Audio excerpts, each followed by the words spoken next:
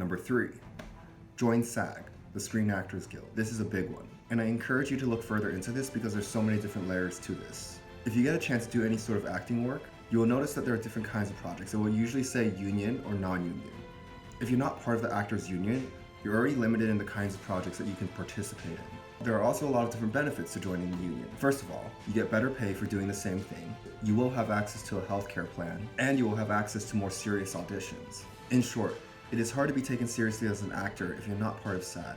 It does take time to join the Screen Actors Guild, and there are multiple ways to do it. But you have to remember that it's not just something you apply for or you sign up for. It's not that simple. The most straightforward way to join SAG is to have proof that you've at least completed 3 days of work as a background actor under a SAG-AFTRA bargaining agreement. It's not as easy as it sounds, and you will have to persistently and constantly look for extra work. If you are SAG or part of the Actors Union and you come to the Avatar open casting call with this under your belt, it will show that you're very professional, that you take this very seriously, and that it will be proof that you will certainly have other projects on your resume.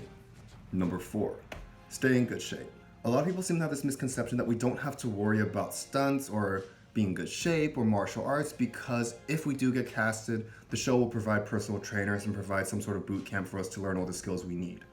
Okay, that is true to a certain extent, but these shows, these directors, these producers really hope that you have a foundation before you go into the auditions. We can also take a look at what Brian said. We can take a look at this Instagram post from a while back, and he himself even suggests taking martial arts classes, movement classes to prepare for your auditions. So in order to maximize your chances of being casted for this show, you need to be in pretty good shape. Being a former athlete myself, I can testify to the fact that you can't just snap yourself into great physical form and great shape just like that. This is something that you have to persistently and consistently do and have a lot of discipline with it as well. I've also worked with incredible stunt people like Zach Wong. You might know him as the antagonist from the 2010 movie, The Karate Kid, and other incredibly talented people like him who've dedicated their entire life to wushu, martial arts, and stunts.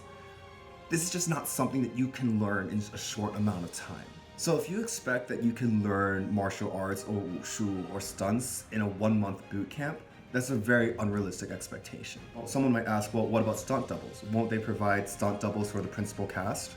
People playing Aang, Zuko, Ty Lee, Azula, Katara, won't a stunt double be provided to those principal cast members?